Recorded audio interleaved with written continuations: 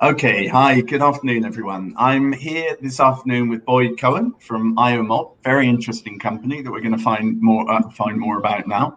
I'm here as the Connected Mobility Hub. I run investor relations for the Connected Mobility Hub. I know it says Startup Lab Spain in both places, but that's because we're collaborating during July and through into the beginning of September on this year's Connected Mobility Hub investor event, which is where we invite 20 of our associated members. There are over 150 members now from across Europe. So out of those 150 odd, we invite 20 of them to present their decks to our investor community, which is about 300 investors in total. And I've got no idea how many are going to sign up. This year at the moment, we've got about 70, but almost none of the ones that signed up for previous years have signed up for this year, I guess, because we tend to do it in person. And so we, this year, because it's online, well, people are coming from places where they hadn't come before. So anyway, we start on the 8th.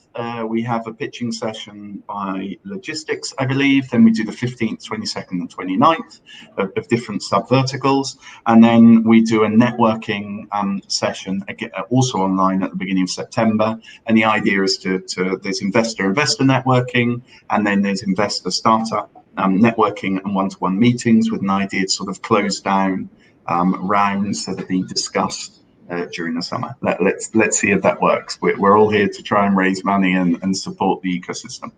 So Boyd, after that rant, talk us through who you are, where you come from, and what Iomob does, if you could. Sure. Yeah, thanks for inviting me. I'm Boyd Cohen. I'm originally from the States. I'm based in Barcelona now. Been here 5 years. Iomob stands for Internet of Mobility. We have a big, bold, ambitious goal of creating a middleware layer of the internet whereby any vehicle, public, private, shared, can be connected to our middleware, and once it's connected, can be discovered, booked, and paid for and routed by any user of any app connected to the backend. On our journey, we focus primarily on offering an enterprise MaaS solution, mobility as a service, where our primary clients tend to be companies like Renfe, Spanish Rail. We have a new project in the UK with LNER, London North East Railway. We have a project in Sweden, really interesting, with a regional transit authority, Skåne Trafiken. We've done a project in New Zealand as well, and one in the US, a small one with Ford. We try to aggregate the mobility ecosystem and offer a seamless experience, combining all the public and private services, addressing a big UX problem that we currently find in the mobility marketplace with all the fragmentation that's out there. Okay. Now, I understood that perfectly, but I know what Iomob does. And I would imagine that some of the people that are either watching this now or will watch it later probably don't 100% understand what you were trying to say. So I'm gonna do a very basic, probably very bad sort of user description. So I'm taking I'm living in the outskirts of, I don't know, you work in Sweden, right? I can't remember what the city is in Sweden. Malmö. There you go, Malmö. So I live on the outskirts of Malmö. I live, say, 15 minutes out of Malmö. I need to get to the train station from whatever village I'm in, get into Malmö center, and then I need to get to my office, which is 2 kilometers away from the train. So I go onto my Iomob app. I book let's say an Uber. The Uber, I'm not sure if you're integrated with Uber, are you? No.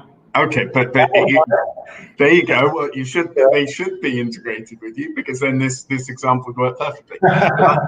but I book my Uber. I go to it takes me to the train station. I get on the train. I get off the train. I lie. I don't book my Uber. I book my journey with Iomob.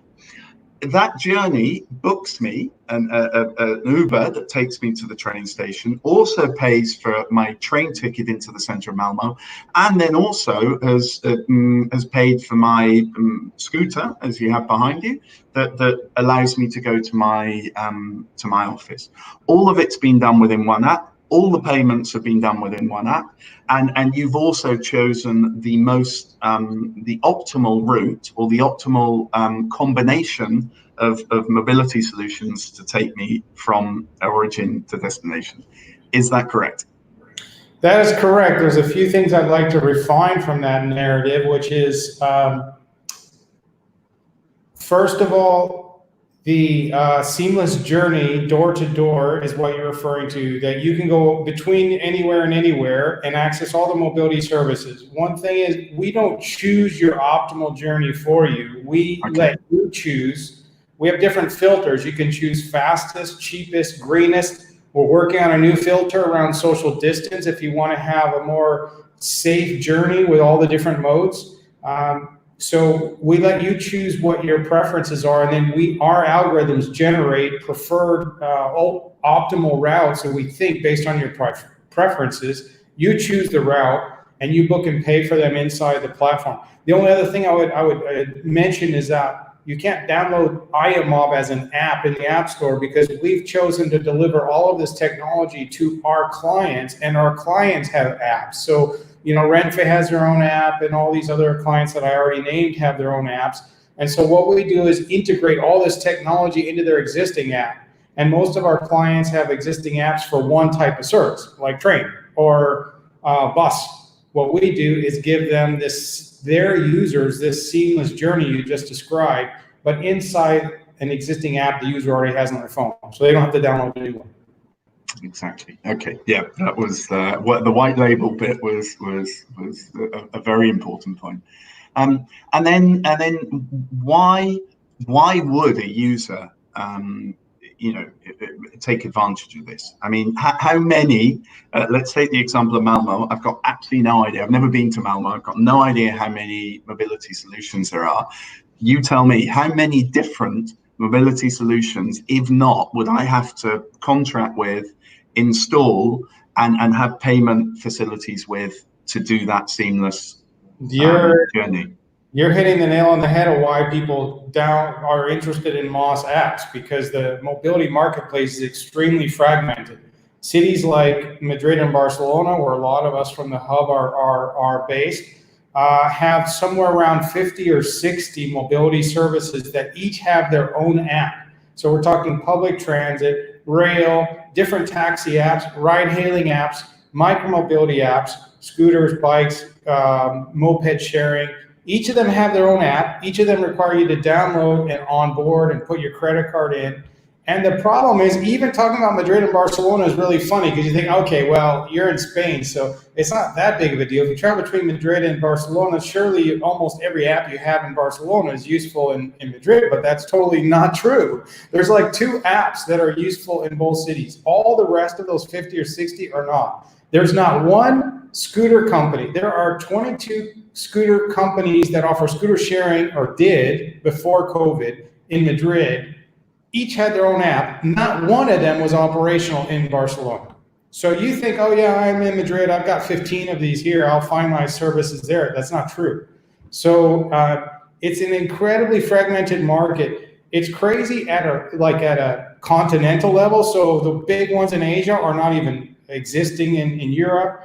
But it's even crazy at a regional level, like Europe. Like, for example, Tier and Voy are really strong in Central Northern Europe. Bolt is very strong in Eastern Europe. Southern Europe, we have eCulture based in Spain, and some other big players. But there aren't very many that actually are, if you have one app, it goes with you across, even within Europe. And even in Spain, it doesn't work very well, as I just described. So this fragmentation is a real problem for users around the world as they move around their own city or other cities. So it's a problem. It's a big problem that's got to be solved. Juniper Research estimated that this year there's going to be 405 million euros in revenues for mobility as a service. And by 2027, so we're talking in 7 years' time, we're going to go from 405 million to $52 billion. It's dollars, not euros, in revenues for MOS. So it's big. Yeah, it is big. It is big. And just before I'm then going to jump across to COVID, and then we'll go on to the Connected Mobility Hub. But talking about COVID, you made a quick reference to this. I know that you launched a service which incorporated social distancing within the route parameters. Can you just talk about that a little bit, because it was a really interesting thing. You did it in the middle of the pandemic. You came up with this idea, said, okay, look, we're gonna do this, and you went for it. Can you just talk through it a little bit? Yeah, I mean, I think we published a post talking about how we were embracing the idea of innovation, not hibernation, as a lot of investors were recommending. We just hibernate, get rid of staff, cut costs, and just survive. But I don't think many entrepreneurs think that way. We're always trying to figure out how we can innovate and have our technology be of service to humanity in whatever situation we're in. So we started thinking about how can moths react to COVID, and we initially came up with what you just described, which was a filter for social distance. So leveraging data we can get from different mobility suppliers, identifying which services adhere to social distancing guidelines, and then prioritize those services for the user in their optimal route if they choose the filter option of social distance. Since then, we've engaged with the marketplace and come up with two new features that are they're COVID and post-COVID, but they're highly related. So one is what we call virtual seat, which is the idea that for transit authorities and suburban rail operators who don't have a way to pre-sell seats with a seat map that can ensure social distance, they could create a virtual reservation system where they allocate a smaller percentage of total occupancy of the vehicles, and they allow them to be rented or booked in advance, where the user gets a QR code that they can scan depending on what kind of hardware is on the bus or the train or whatever, different ways of exposing that reservation as a way to try to reduce that anxiety people have about getting back into public transit if they have no idea how crowded it is. So that's one thing that we've developed. We also developed something similar to that called the Mobility Passport, which is the same idea but for multiple modes. Maybe you need to take a suburban rail line into a main transit hub, and then you want to take a bus from there. So you have two modes. You could have a Mobility Passport, one QR that works for both. And then the next thing we're working on right now, because of demand starting in the UK, but we're hearing from other markets too, we call it active mobility as a service. And it's about how all these cities are investing money in infrastructure to transform the urban environment to promote more active mobility. So they're creating corridors for active mobility, larger, wider space for social distance for biking and cycling and micromobility instead of dedicated car space. But that's just physical infrastructure, and a lot of these cities are assuming you build it, they will come, but maybe that doesn't happen. And if you don't add a digital layer that helps people figure out how to navigate, combining different types of modes of service and accessing micromobility for their first and last mile in the active travel corridors, then you won't get that uptake that they want. And then you might get cars coming back because the lobby will say, hey, you're not getting much use of the micromobility active space anyway, so let's go back to cars. So we're coming up with a new feature around how to support active mobility corridors. Okay, the virtual seat one's an absolutely brilliant idea. It's very simple, but the best solutions tend to be, right? Yeah. And you picked on something. So yesterday I did an interview with Sonia Fernandez from Kiva Ventures, yeah. and I was asking her where. So they're an investor in Tier Mobility, for example, that we mentioned. And I was asking her what sectors she saw as being interesting for future sectors. And one of the most important points is that she focused on was data. And you've just mentioned data as well and making use of the data. I would imagine that that's a core value, particularly for sort of probably local authorities, that you can provide them, right? And I think you were doing something. Is this not somehow related to what you were doing in Sweden, in one of the cities? Yeah, I mean, data is a big topic in mobility. Obviously, data privacy, because a lot of people want to have access to user data regarding their mobility patterns and everything. And to some level, that's incredibly valuable to a lot of people, a lot of stakeholders, including the public sector. But then there's a lot of concern about privacy, because should governments or private companies have access to where I move and how I move? So there's, and obviously with GDPR in Europe, that's always a topic of interest. And then you unpack data. Data is this generic category we talk a lot about, whether it's in smart cities or in smart mobility. And data is a very big topic, and there's a lot of aspects of what data, for who, how is it consumed, how is it shared, what's done with the aggregated information. So for us, the fundamental part of data is the data about the vehicle locations of the private and public services, so that we can transparently share all of this mobility ecosystem with a large user base, so that they can make the best decisions of how to go to A to B in the most efficient way possible. So that's one layer of data that I think, I was going to say most people agree with needs to be accessible, but that's not true. There are a lot of walled garden private mobility operators who want nothing to do with opening up their APIs so that third parties can aggregate and access their data. So that's one level. There's another level around user data, and then that's, of course, as I said, a very touchy subject regarding how much should we know about people and where they move. But there's another one, which is really your fundamental point around data and the public sector, which is, there's so limited data available to the public sector right now about aggregated mobility patterns of people. And you say, well, that's not true. Public transit authorities know everything about the volume of passengers that flow on public transit. Yeah, they do.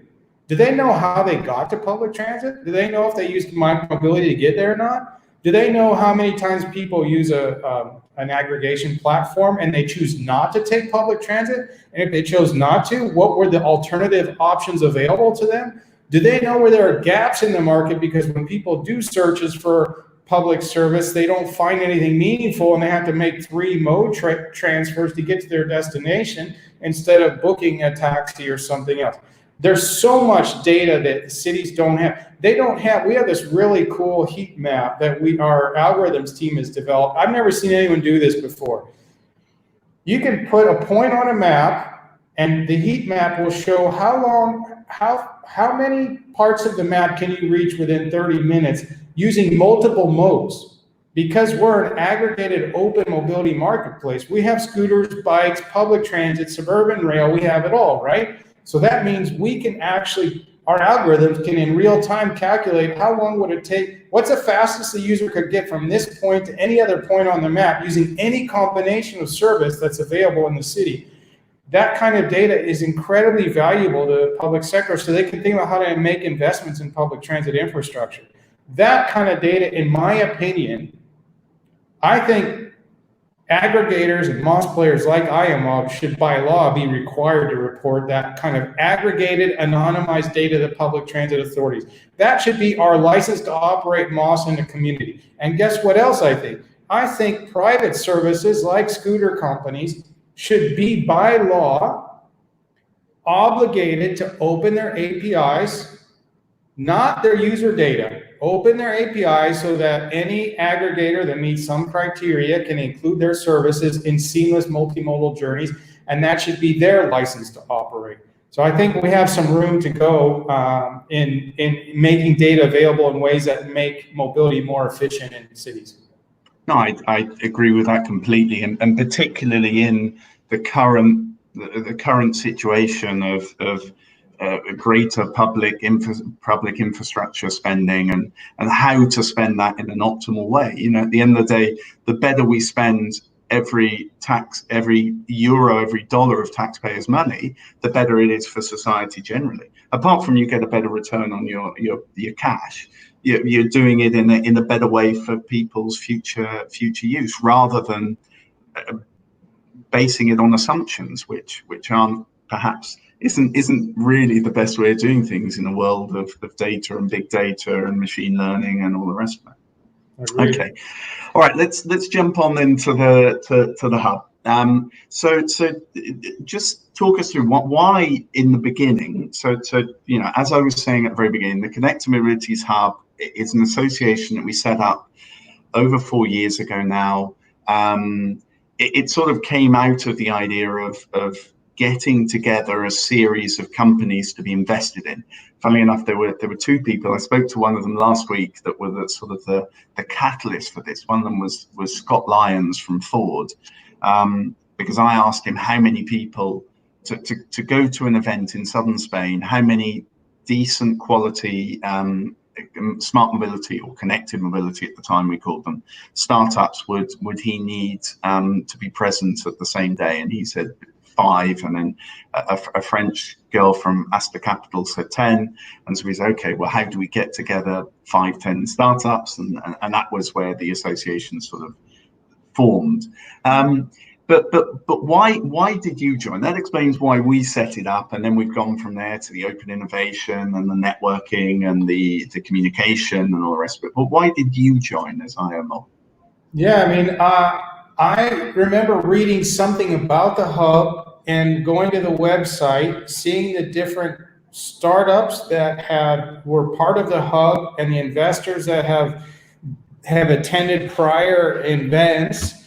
And it seemed like one of the only mobility ecosystem community organizations at least in Southern Europe. And, we are first and foremost a mobility company. We're a technology company, but mobility is the place we eat, live, and breathe. And being around a ecosystem of actors, public, private, investors, whatever, startups who are all in the same space it's kind of a no-brainer. Why wouldn't you want to be part of that if you're in the mobility ecosystem?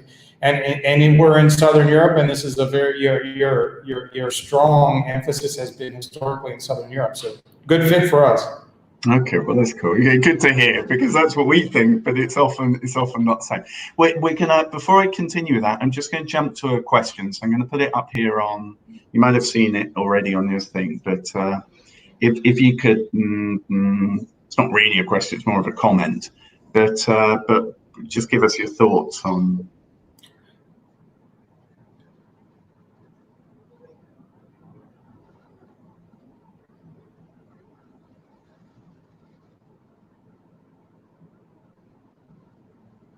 Yeah, I mean, you unpack that question. There's a lot in that question around what kind of data, what's it used for, different types of mobility services, so mobility on demand, who needs that data, and how should the systems be governed. We just had a really interesting conversation with a European regional transportation agency.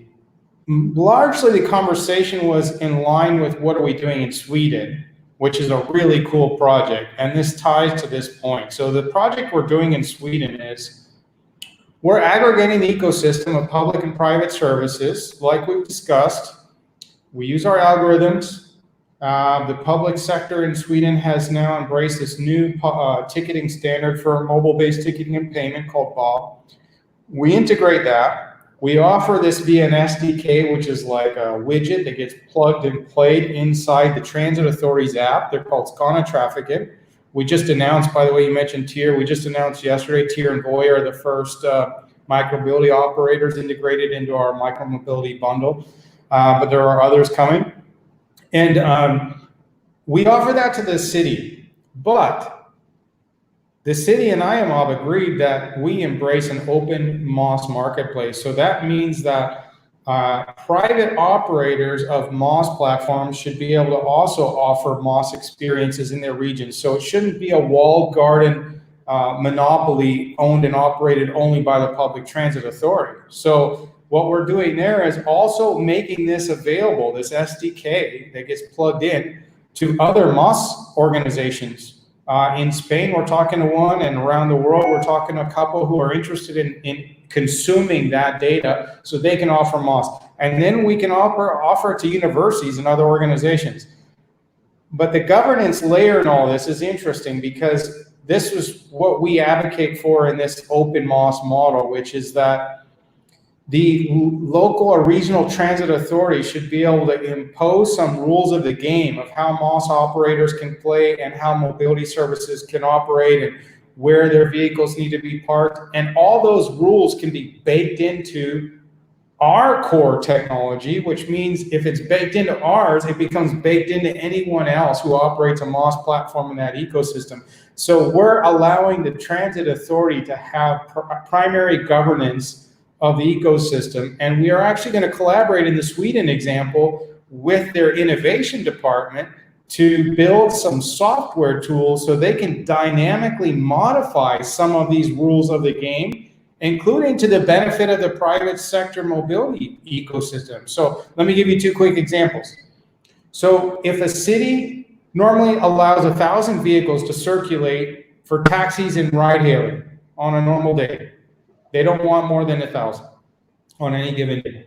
But what happens if there's a tornado, a hurricane, a earthquake, a terrorist attack, the electricity goes out in the public transit system, there's a shock to the system.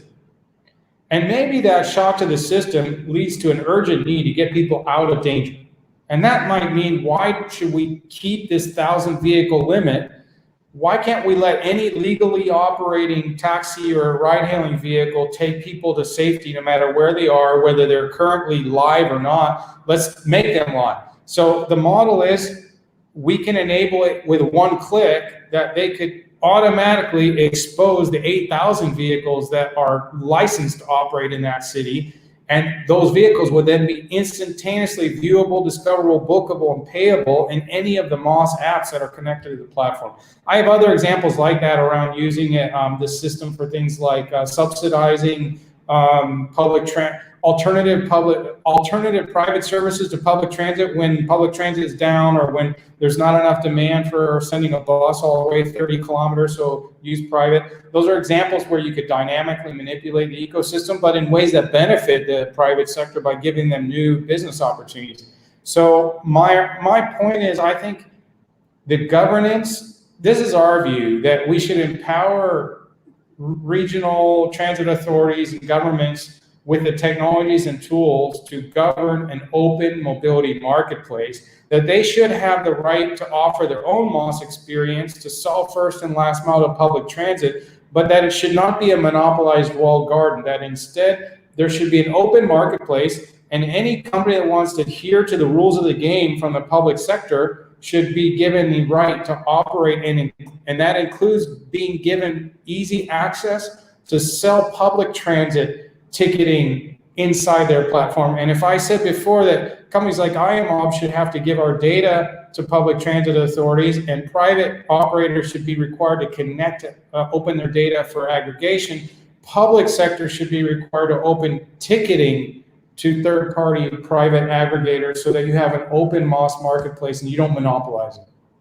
Well, that in a way is what you're doing with Renfe in Spain, isn't it? That on the multimodal mass app, your Renfe is the one promoting it, and the private operators are getting customers for free, in effect. I don't know if there's a percentage being paid in the background, but they're certainly not having to advertise to generate them. Yeah. Okay, all right. Let's jump on. Now we're on the hub thing. So what value? So you've explained why you joined the hub, and I'm very pleased to hear that. What value have you got out of it? I mean, what value does it add to you? You've talked about the networking, being in a common, a space with people with common philosophy, common industry, whatever. But what is there any specific value that you got out of it that you feel like sharing? Yeah, I mean, I think probably like almost every entrepreneur, I was maybe more initially drawn to the access to investors, and it turns out, while that's been useful, I think what's even been more useful is being part of the startup mobility ecosystem that's there, and just having a network of other startups that are in different stages of their evolution, but they're all, in our vertical in some way or another. They're all operating in mobility, and they have shared pains and shared opportunities. And we have this WhatsApp group, which, some WhatsApp groups are useless or they're frustrating because you get spammed a lot. But the WhatsApp group is really useful because people are sharing news. They're sharing new calls for proposals, new funding opportunities.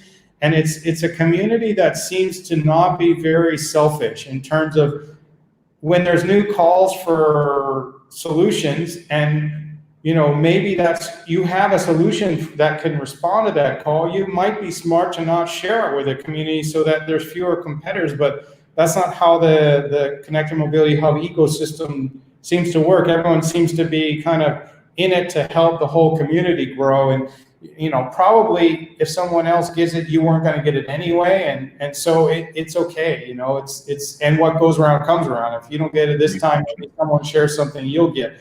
So it's been really interesting because you get real-time information about what's happening, trends, new funds that are being launched to focus on mobility.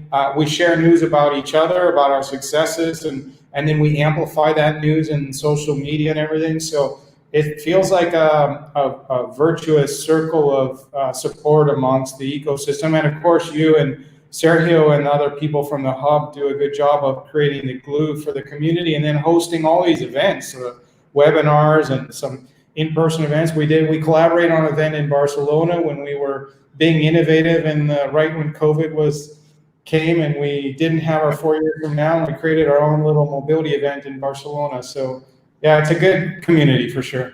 Yeah, okay. I mean that was one of the things that we wanted to be the case from the beginning. We wanted people, if they came on within the association, I think even in the sort of, it's not really a contract, but in the paperwork that you sign, it specifically says, you have to come on in with the idea of sharing, because you say what comes around does, goes around comes around. And I think there's far more to be gained out of supporting each other than there is in, as you say, hiding away what's going on. I think one of the things, just a thought that sort of came to my head while you were saying it, one of the things that we haven't yet achieved, and I'd like to achieve, is that you see lots of companies in different countries, not so much with mass because there's maybe fewer of you, but there are lots of types of company that you see in different countries. It's the same company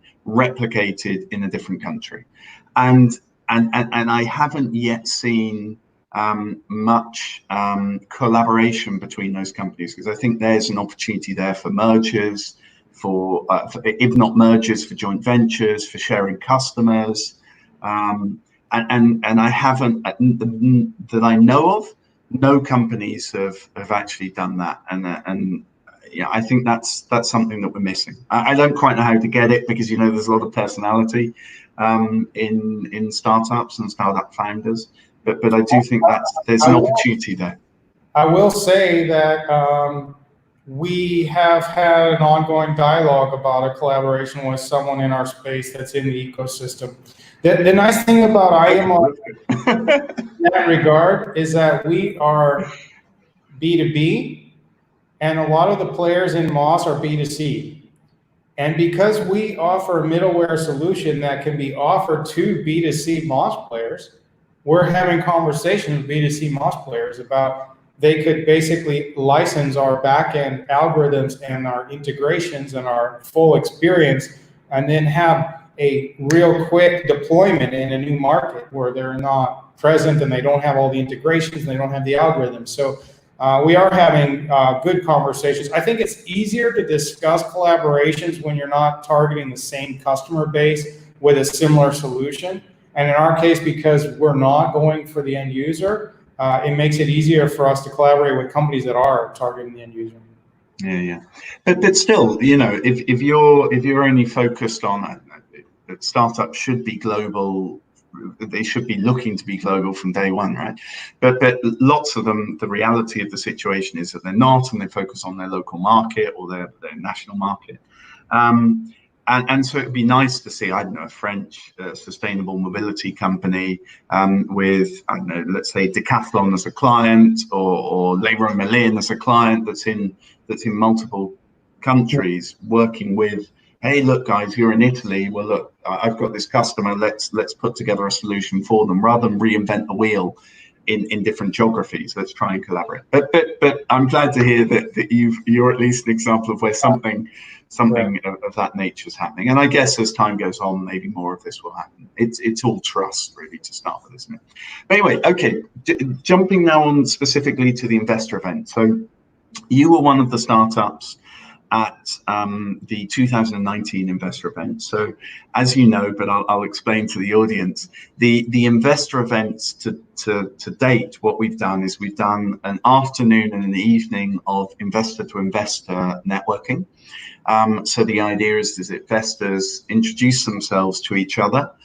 They get to know each other, again, talking about sort of the trust issue, and have a feel for what their portfolios are, what their stages are, and what type of collaborations and co-investment opportunities there could be between each other. The next day, then the pitches happen, and then we have networking sessions and one-to-one meetings. And the reason for doing it that way is that you get the investor networking out of the system, the investors get it out of their system, so they 100% concentrate on the startups the next day. And because they've had these conversations about co-investment opportunities, in theory, the next day when they meet startups, they go, hey, look, these guys actually might be of interest to X that I was talking to yesterday. Well, then they give them a call post-event and perhaps they come into co-investment. Now, we've done that twice. We did that 1 year in Seville in 2018. In 2019, we did it in Malaga. This year, we were due to do it in Granada. Due to COVID, we're doing it all online. So if you could, you went through the experience in Malaga. If you could sort of talk us through how was your experience? I know Malaga wasn't as good as we'd hoped it would be. We were a bit unlucky actually in that respect, that we chose a weekend that was a bank holiday both in France and in Germany. And people didn't realize that at the beginning when they started signing up for the event. So there were a number of investors that were due to come that didn't. And I think we made a slight mistake as well, that we shouldn't have had it on the second day was on a Friday, and maybe we shouldn't have had it on a Friday. But in all that said, and you can only learn from your mistakes. You learn from your mistakes, not from your successes, right? So how was your experience? Was it positive? Was it negative? What were the positive parts? Let's focus on the positive. What were the positive parts? And why would you recommend? To be honest with you, why would you recommend an investor or a startup coming? Well, I mean, on a personal note, obviously, if you're coming from outside of Spain, going to southern Spain in many parts of the year is a very nice place to visit. So it's a nice add-on. Unfortunately, this year it's remote, so you don't get that added benefit. But on the other hand, you can join from wherever. You don't have to travel. You can avoid social distance problems and access probably more startups and everything else. So I think that's probably a wash, I guess, on the pro and con of that. In terms of our experience, I think the things that I liked about it, first of all, as I mentioned before around the hub, the whole thing is being around a whole group of mobility startups is fun for us, and I suspect for investors who care about mobility.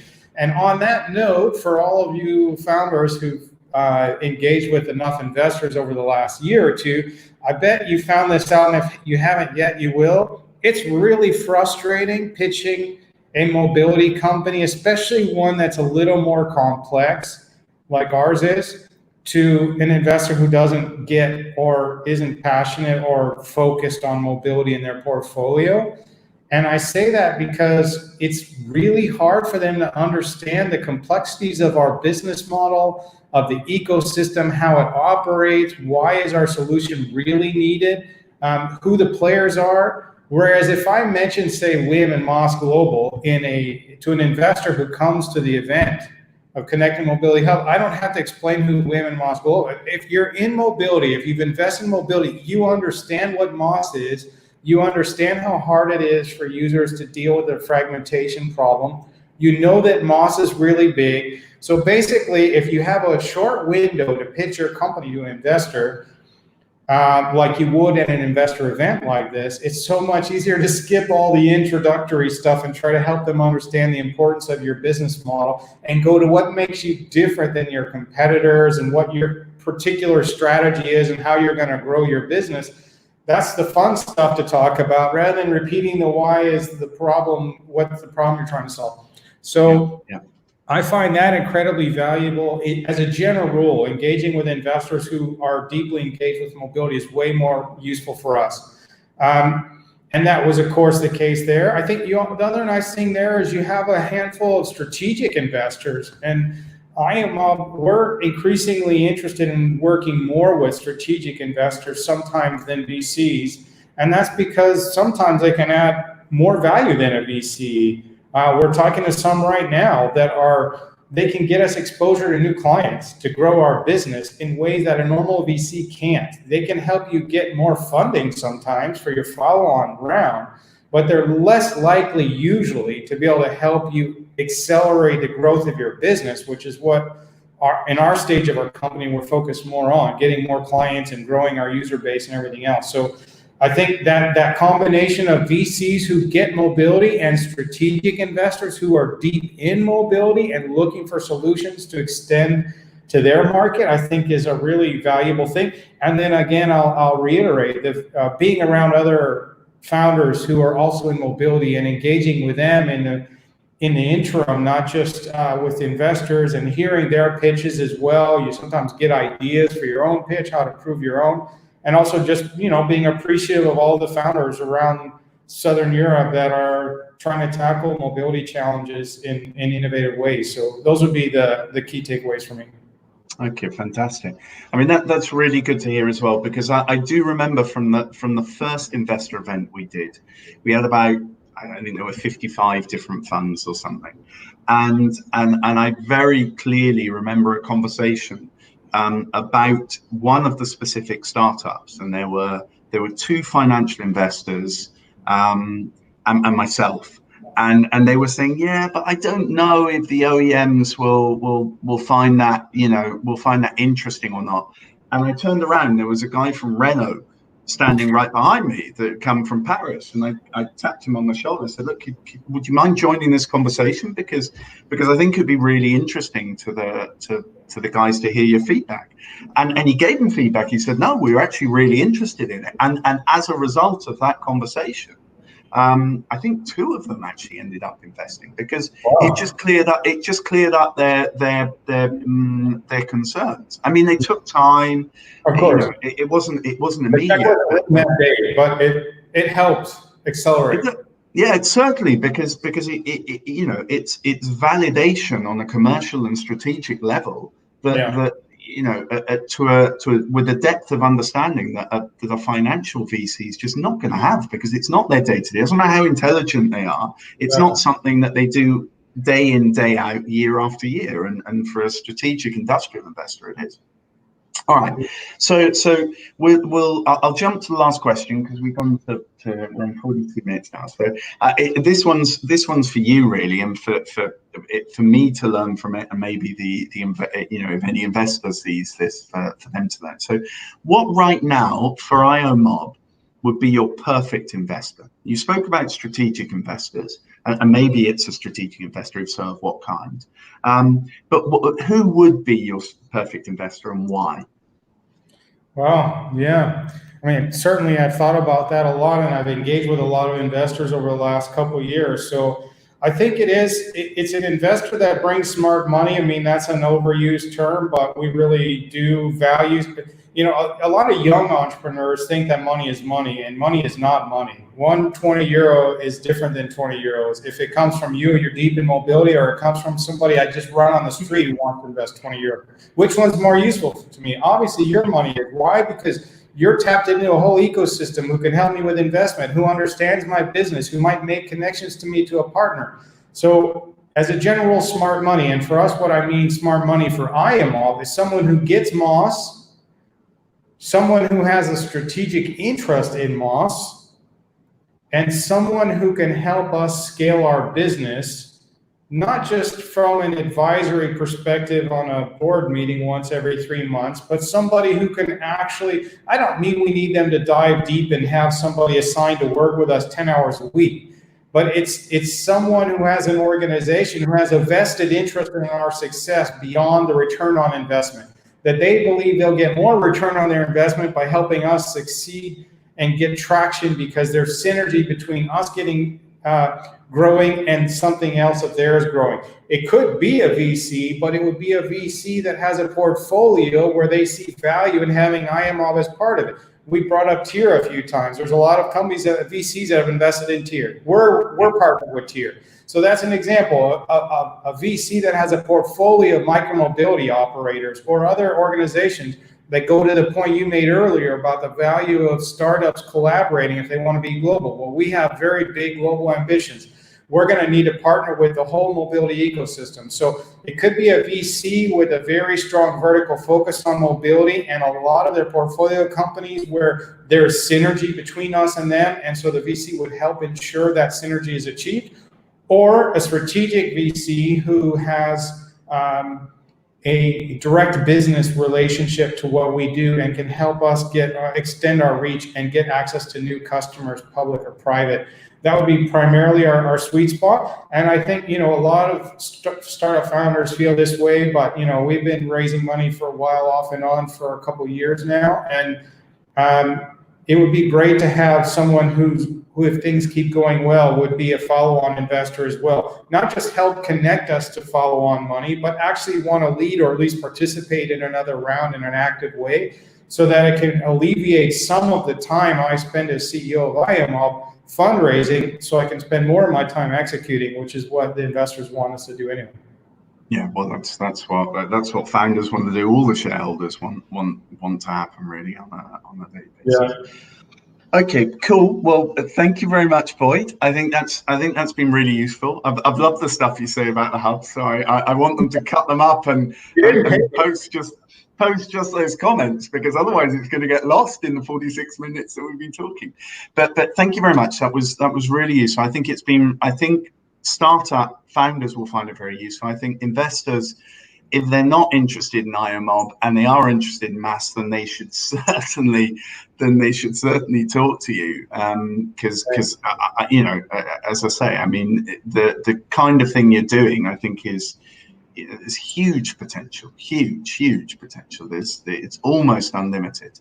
And for those people that are watching still or that watch later on, I'm doing another one for the hub, I think on Friday or Thursday or Friday. I'll put it in the comments to this post when I repost.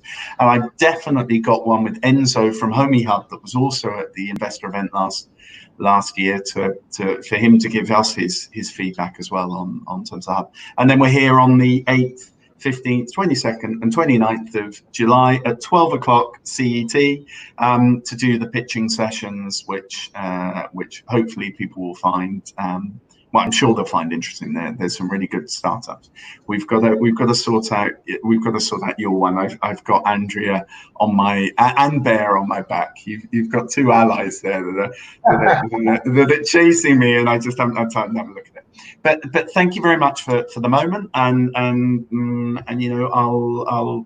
we'll see you very soon online, if not in person.